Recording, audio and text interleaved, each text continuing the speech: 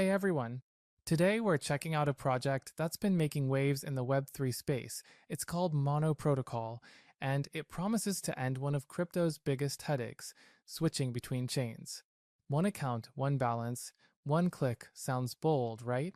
Let's see how it actually works and what makes their presale so talked about.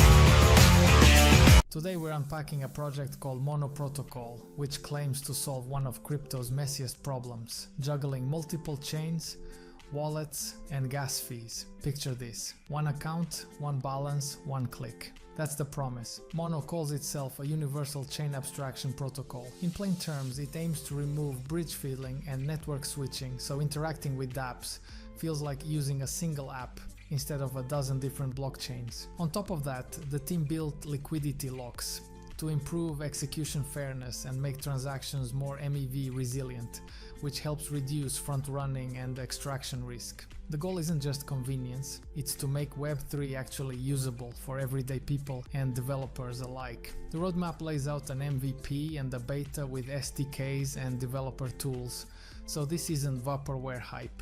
I'll walk you through the presale mechanics, token utility, staking and rewards, security, and the white paper. If you're curious how to buy Mono and whether this could change how you use crypto, stay tuned. We'll go step by step.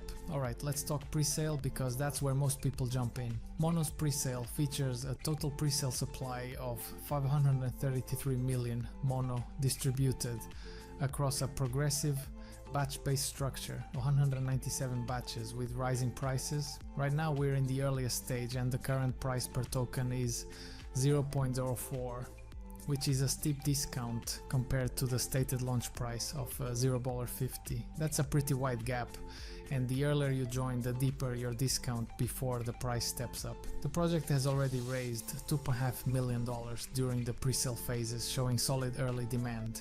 You can participate on the dashboard at their official website by connecting your wallet and paying with ETH, BTC, USDT, USDC, DI, or several major altcoins. The flow is straightforward. Connect, choose amount, confirm. Remember, progressive batches mean prices increase with each stage, so timing matters. Quick note, this is not financial advice. Always do your own research and only invest what you can afford to lose. So why does Mono actually matter? The answer is twofold: user experience and developer enablement. For users, Mono's universal account concept removes the need to manually bridge assets or manage multiple gas tokens. You get a unified balance that behaves consistently across integrated apps, and that alone could lower the barrier for mass adoption. For developers, Mono's SDK and routing layer mean apps can become chain agnostic without rebuilding core logic for every network. That's powerful because it shortens development cycles and expands available liquidity and users across chains by default. The team also emphasizes infrastructure level protections like liquidity locks to ensure execution integrity, which is important for DeFi primitives. Put simply, Mono wants to let products focus on experience and features instead of plumbing. If they deliver a reliable, developer-friendly stack and the SDK is robust at beta, this could accelerate a lot of cross-chain integrations and reduce the fragmentation that scares off mainstream users. Now let's break down tokenomics and the role of Mono. The token is designed as a native utility and governance asset, used to pay for universal gas across the protocol, cover protocol fees, back execution bonds, and power staking and reward mechanisms. Holders will have governance rights and a share of protocol revenue, meaning token ownership links directly to participation in and benefit from the protocol's growth. The presale pool is 500 Ethereum Mono with the progressive batch system. Current price 0.04 and a target launch price of $0.50, which creates a clear early entry incentive. The tokenomics model aims to align incentives between users, developers, and stakers. More activity on the network should translate into more utility demand for Mono. There are also mechanisms planned to capture protocol revenue and distribute value back to stakers and governance participants.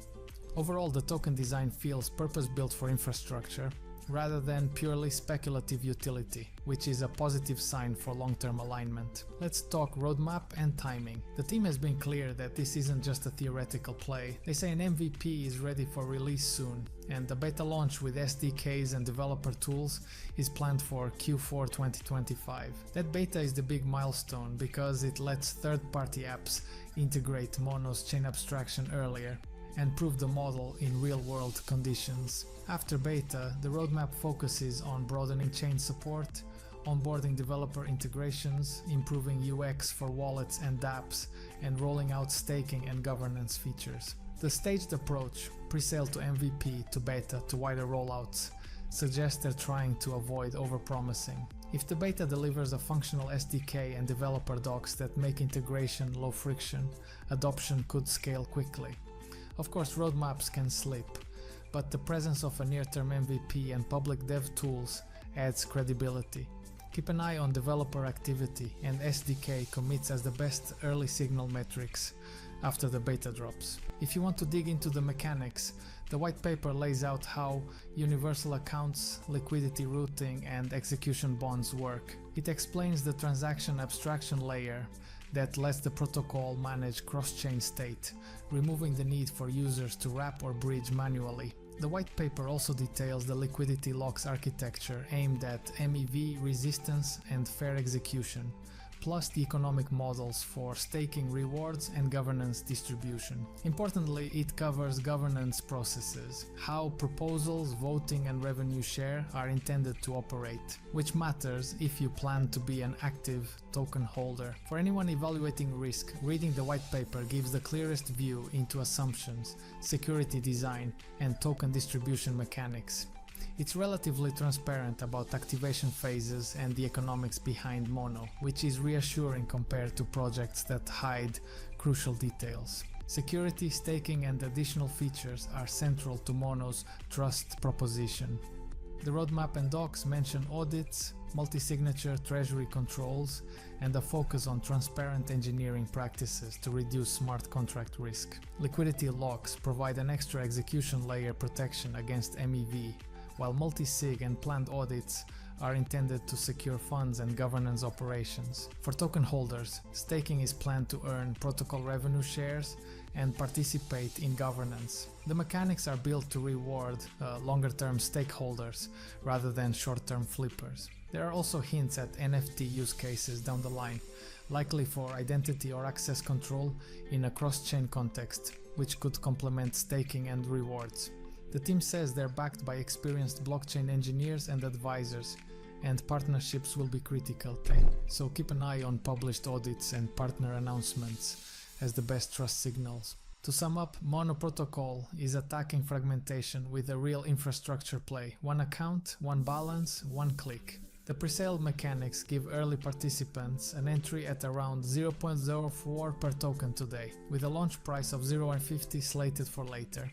And the presale has already raised $2.5 million. The token is built for utility, governance and staking, while the roadmap points at a Q4 2025 beta with SDKs and developer tools, a practical next step for adoption. Security measures like audits, multi-sig and liquidity locks are highlighted, and the white paper provides the technical and economic rationale. Again, this is not financial advice.